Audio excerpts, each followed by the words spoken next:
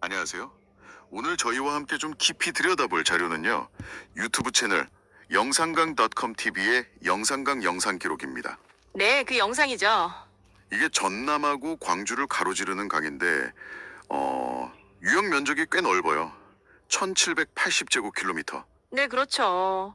한반도 남서부에서는 정말 중요한 강입니다. 역사, 문화, 생태, 경제 전반에 걸쳐서 영향을 크게 미쳤다고 하는데요. 맞습니다. 오늘 저희는 이 영상 기록을 통해서요. 영산강의 과거 역할, 또 현재 직면한 과제들, 그리고 미래 가능성까지 핵심만 좀 빠르게 짚어보려고 합니다. 자, 그럼 먼저 과거 이야기부터 시작해 볼까요? 영상 기록을 보니까 와, 정말 오래됐어요. 선사시대부터 이곳이 삶의 터전이었다는 거죠. 네, 그렇습니다. 그 나주 반남고분군이나 한평 용산리 유적 같은 걸 보면요. 이게 그냥 단순한 거주지가 아니었던 거예요. 아, 문명의 발상지 같은 느낌이군요. 네. 고대 마한이나 백제의 중심지였을 뿐만 아니라 어쩌면 우리가 아는 것보다 더 강력했던 어떤 호족 세력의 중심지였을 가능성도 영상에서는 언급하더라고요. 그렇군요. 단순한 강변 마을이 아니었네요. 그렇죠. 중요한 교통로였고 문명의 허브 역할까지 했다고 볼 수 있습니다. 고려나 조선 시대로 넘어와서도 나루나 포고를 통해서 물자를 실어 날랐다고요. 곡물 같은 거요. 네, 핵심 통로였죠. 군사적으로나 행정적으로도 아주 중요했고요. 역시 특히 그 비옥한 농경제 덕분에 벼농사가 엄청 발달했잖아요. 그래서 호남의 젖줄이라고 불렸던 거고요. 아, 그 별명이 거기서 나왔군요. 네, 물자가 풍부하고 살기 좋은 곳이었다는 거죠. 특히 이제 근대적인 교통수단이 발달하기 전에는요, 이 강이 육로랑 해상교역을 이어주는 정말 중요한 역할을 했어요. 생활이랑 문화도 강을 중심으로 발달했겠네요. 당연하죠.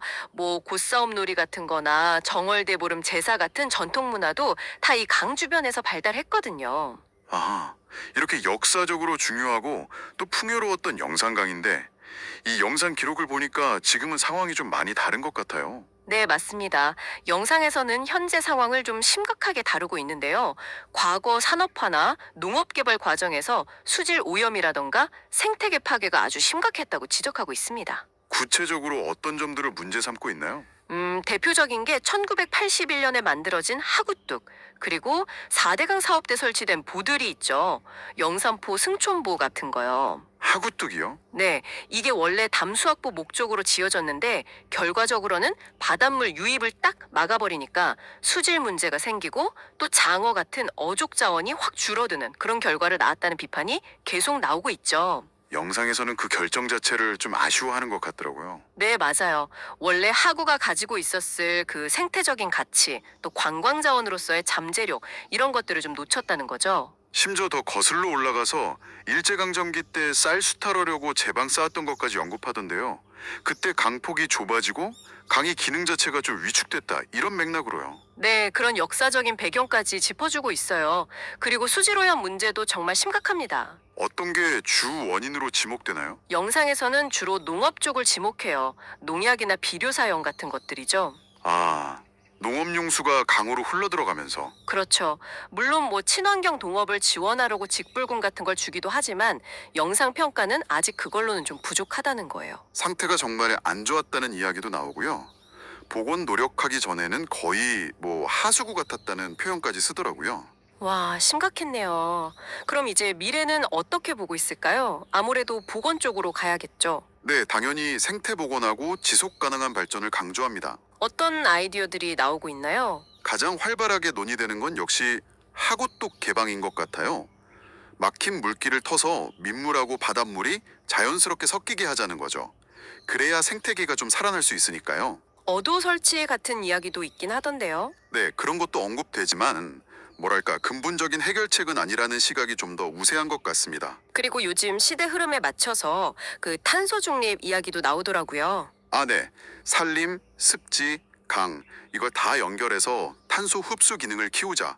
그리고 이 자연 환경 자체를 하나의 경제적인 자산으로 만들자는 그런 비전도 제시되고 있습니다. 흥미로운 접근이네요. 그리고 또 하나 핵심적인 구상으로 광주, 나주, 목포 이 주요 도시들을 쫙 잇는 통합 관광 개발을 이야기해요. 아, 수로 관광 같은 건가요? 네, 배 타고 강 따라서 여행도 하고 주변에 있는 고분 같은 역사 유적도 보고 전통 마을 구경하고 또 맛있는 남도 음식까지 이런 걸 다 엮어서 복합적인 관광 상품을 만들자는 거죠.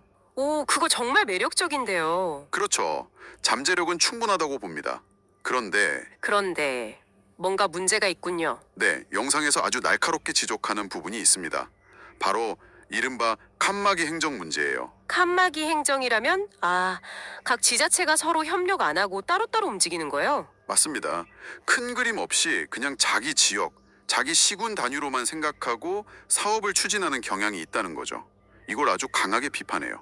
통합적인 접근이 필요한데 그게 잘 안 된다는 거군요. 네.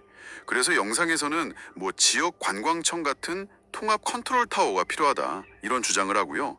그리고 단순히 예산만 투입할 게 아니라 민간이랑 협력해서 제대로 된 마케팅 전략을 짜야 한다고 강조합니다. 인프라 연계도 중요하겠네요. KTX나 공항 같은 거. 그렇죠. KTX나 또 영상에서는 활용도가 좀 부진하다고 지적받는 무안공항 같은 기존 인프라를 잘 연계해서 시너지를 내야 한다고 역설하고 있습니다. 들어보니까 정말 영상강의 과거부터 현재, 미래까지 아픔과 고민, 가능성이 다 담겨 있는 이야기네요. 네, 정말 많은 내용이 압축되어 있죠. 이 영상 기록 전체를 딱 관통하는 메시지를 꼽으라면 역시 통합인 것 같아요. 통합이요? 네. 과거처럼 분절되고 근시안적인 개발 방식, 또 지역 이기주의에서 벗어나야 한다. 영상강이라는 이 거대한 자산의 진짜 잠재력을 끌어내려면 큰 그림을 보고 함께 나아가는 진짜 변화가 필요하다는 뭐랄까 좀 절실한 외침처럼 들립니다. 과거에 그럴듯한 이야기가 아니라 정말 실질적인 변화를 촉구하는 거군요. 맞습니다. 자, 오늘 이야기를 마무리하면서요, 여러분께 질문 하나를 던져볼까 합니다. 이 영상 기록에서는요, 수로 관광 같은 큰 프로젝트를 성공시키려면 정부가 주도하는 것보다는 오히려 민간의 마케팅 역량이나 민관 협력이 더 중요할 수도 있다고 말하거든요. 네, 그런 시각을 제시하죠. 여러분이 생각하시기에 영산강처럼 정말 소중한 자연의 건강도 지키고 동시에 지역 경제도 활성화하려면 이 두 가지 목표를 다 이루려면 과연 어떤 방식의 협력 모델이 가장 효과적일까요? 한 번쯤 고민해 보시면 좋겠습니다.